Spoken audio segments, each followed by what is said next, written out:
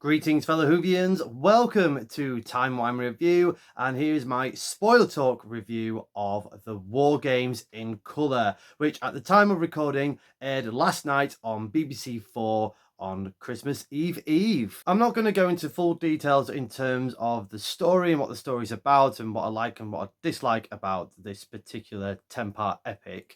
I'll save that for another time. I just wanted to talk about what was changed in this presentation, the length of it from being nearly a 5-hour epic to a 90-minute presentation, the special effects, regeneration scene that they promised, all this type of stuff I'll be talking about in this video. So please hit the subscribe button, but please also be warned that there will be spoilers regarding the War Games in Colour. So if you haven't seen it yet, this is your spoiler warning.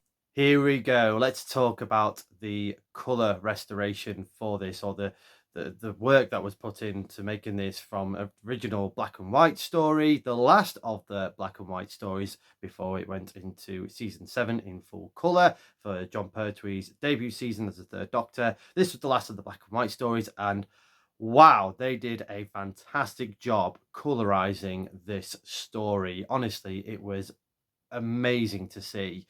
Way better, I say, in my opinion, than what they did for the Daleks in color. I don't know if it was to do with the video recordings or the filming material that they had, where this was a more sort of easier job, or maybe they just learned from what kind of worked and what didn't quite work with the Daleks in color from last year. But I'd say this was a way better colorization of the War Games. I don't know whether they took any sort of liberties in terms of the colorization of the story, or they kept faithful to the original source material. Like, for example, Jamie's got a pink shirt on. Whether that happened, I don't know originally. But what I did like was the Warlord having the sort of pink rose colored tinted glasses. I thought that was a really nice added touch. Again, I don't think that was there in the original. Correct me if I'm wrong in the comments, but little bits like that I thought just really popped out. And that's kind of like the sort of the big sort of thing about these colorizations. Yeah, you can go way over the top and maybe just can be a bit too much, but here I thought they got it absolutely spot on. It just popped everywhere, with the different army uniforms, so from World War One and the American Civil War. The Romans looked amazing. Also like the colorization that they used for the trial scene, which I'll get a little bit later into this video. The unseen footage that was promised, which the only thing I could think of was, I can't overly confirm this one, but the one that stood out to me was the scene of the truck with Lady Jennifer and Lieutenant Carstairs and the Doctor, Jamie and Zoe, all trying to get through no man's land. That's the bit that I don't remember from the original War Games, which I did watch prior to watching this 90-minute special in color.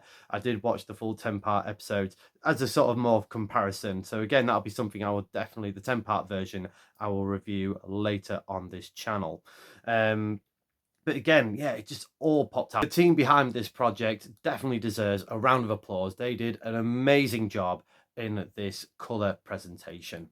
We also had added new effects for the War Games in color, which, yeah, that was easy going to happen. And yeah, again, it blended quite well with the original material. I wouldn't say it stood out like a sore thumb. Yeah, I thought there's some really good ones here. We've seen it before, obviously, with classic stories being released on Blu-ray and DVD over the years, where they added some new effects just to give it sort of an extra sort of polished presentation. But it doesn't take away from the original at all. But yeah, the special effects here, there were some really good ones, some good standouts. I did like the shot of the aliens base, which was in the middle of all the different war time zones, and also the travel machines that were being used by the war chief and the rest of the alien race as well to transport all these different soldiers from different time zones. So we got to see that flying around in space. That did look really good, and honestly, and there was a bit with the TARDIS sort of zooming around when the Time Lords were trying to catch them. Um, that looked quite solid. I feel that that did blend in quite well with 60s filming and kind of, you know, just kind of what would have looked like 1960s special effects if it had a bigger budget at that time. The rest of the new effects I will touch on a little bit later because it kind of more it was kind of more seen towards the end of this presentation towards the trial and the exile scenes. But I'll just swiftly talk about the music that was used. So there's a lot, you know, there's a brand new sort of music soundtrack on there. We did get little parts of it from Dudley Simpson's original music, but the music score here by Mark Ayres, I really enjoyed it. It just added a little bit of extra sort of weight and emotion to this story or to this version of the war games. Really like what they did with the war chief. They went to town with the war chief, didn't they? Obviously we had a bit of Murray Gold's music with the basically indicating that the war chief was a an incarnation of the master. They really played up to that one in this presentation of this story, which I kind of found fascinating because I'm sure in the original they mentioned like his name as Master or something like that. And I kind of always had in my head of like, oh, what if it is? But they didn't quite sort of allude to that. Obviously, at the time, they didn't know that. You know, they weren't going to do that kind of character until season 8 of Doctor Who, classic Doctor Who. I'm going to leave it to you, my fellow Whovians. What do you think? You know, do you think the War Chief was a incarnation of the Master, as heavily alluded to in this story? But what I would have liked, if they were really going to go all in with the War Chief being the Master, is if they could have done somehow, I don't know how, with whatever sort of money that they had for this colour presentation, to do a scene when everyone all disappeared from that room where the war chief got killed is a indication that you've a visual indication of him regenerating into the master and him escaping into one of the TARDISes or one of the travel machines to get his own TARDIS. That would have been the icing on the cake for me. It might have been a bit too indulgent for other fans. Again, let me know in the comments. But I think that was what was missing with this whole heavy indication of the war chief being the master. Now let's talk about the elephant in the room, the one that even myself I was a bit skeptical with, and that is the editing, because yeah, to reduce nearly a 5-hour 10-part epic into 90 minutes was always going to be a tall order. And yeah, it did left, you know, a lot of bits of editing that was very choppy, particularly in the middle part of this 90-minute special. That's, I think, where it really sort of hurt the story the most. Most of it kind of flowed quite well. Obviously, they did a little bit of the tricks that they used with the Daleks and having little bits of like talking over the scenes whilst we sort of see visually what was happening, like with Jamie being sent off in another time zone and then going away and getting captured by the American Civil War soldiers. So we had a lot of bits and bobs like that. There was one part that was really choppy, and I think it was to do, from what I remember, it was when the second Doctor was with the one of the scientists that was deprogramming, I think Lieutenant Castor's, and there was just one jump scene that it just, as if like the film got cut in half, you know, like it was missing type of thing. It was really weird. It was kind of like that. And then I'm here talking to you. So it did damage the story a little bit, in my opinion. I think really 2 hours would have been better. It needed that extra 30 minutes, in my opinion, just to really just to give the story a bit of breathing space, because it is jumping from one thing to another to another to another, and you can tell that they're like, oh my god, we've really got to fit this in 90 minutes. What I was sort of betting on is what would have been taken out, or who might have been taken out. So the Mexican character, the leader of the Mexican Armada, he was still in it briefly, and that's kind of one of the weird sort of damaging bits, because obviously there was a scene where the Doctor looks like he's betrayed Jamie and Zoe and the rest of the resistance to the Warlord and the War Chief. So when we get to see when the Doctor left him, it was basically Jamie, Zoe, and Lieutenant Carstairs, I believe. And then when they saw him all again, it was all the resistant leaders, and it was sort of like, hang on, who are you? Where did you come from? So it was those types of editing that just kind of just harmed the presentation in that sort of respect. I was also wondering how much of the security chief we were going to have in this story, because bless him, I don't like slagging off actors and performances, but his was very jarring in the original one. I just don't know if it was to do with direction or just interpretation of this character. Maybe he just wanted to make him as alien as possible. I didn't realize that the security chief was in the Trial of the Time Lord, the Ultimate Foe, the last 2 parts episode. He was the holder of the key of the Matrix, and he was fine there. He did an okay job. But here, his dialogue and his just how he said his dialogue was just so jarring, and yeah, not going to get any Oscars and anytime soon. But no, he was included in this, and again, I think that just kind of just polished up his performance. Again, I don't like slagging off performers and actors. It was just one of those things that just worked against him at this time. Finally, I just want to talk about the final 5-10 minutes of the War Games in colour, which was particularly the Time Lords come into the fold. So this is, if you didn't know, this was the first time that we meet the Time Lords in person in the War Games. Which again, going back to editing, it's kind of explained, but kind of not, maybe because we're watching it in sort of 21st century eyes, and we know who the Time Lords are, and the Doctor's from Gallifrey, where back in 1969, that was all brand new territory. But it was great to see the Gallifreyan Citadel being added as part of the special effects, and the trial scenes with the Doctor, with him using like the fort projector, and he was talking about all the various monsters and villains that he took on. They used new footage for that, or basically old footage from classic Doctor Who, and colorized them. So that was quite a cool sort of thing to see. So we saw like the Quarks from the Dominators, the Yeti from the Web of Fear, I believe, the Cybermen from the Invasion, the Ice Warriors, and also the Daleks, using that from both Power of the Daleks and Evil of the Daleks. So that made it look sort of better than sort of like the aliens sort of spinning round and round, or just wandering around from 69 type of budget. And I also liked when the Time Lords were carrying out their sentence for the Doctor, telling him that he's going to be exiled into Earth and he will have to regenerate. Obviously, the original scene was the Doctor having all these little caricatures of who his next incarnation could be, and he's saying they're too young, too skinny, too fat, too thin. I did like that it was future incarnations of the Doctor. So, for example, he's too old. We had the 12th Doctor.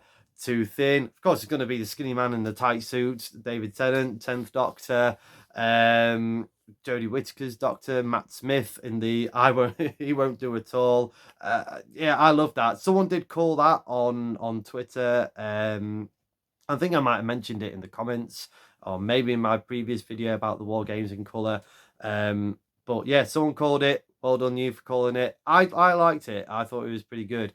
I would have added actually classic Who Doctors as well as modern Doctors, especially the part with when the second Doctor says he won't do at all. At first, I was thinking of the Seventh Doctor as a little wink and nod of his popularity and how that's grown over time.